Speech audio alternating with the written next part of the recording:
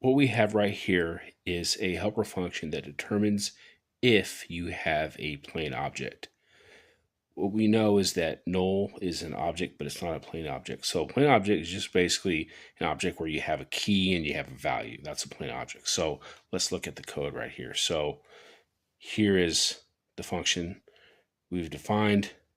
It's named isPlainObject, and that's our value. That's our parameter val. Val is our parameter. Let's look at the return statement. So the value cannot equal null, and the type of the value has to be an object, and the value cannot be an array. An array is not an empty, it's not a plain object. So it can't be an array.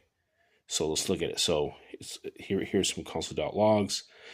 So right here we have this empty object. So obviously it's going to return true. But with null, it's going to be false because null is an object, which is a bug. It's in place for backwards compatibility. So null, it's not a plain object, so you're going to get false.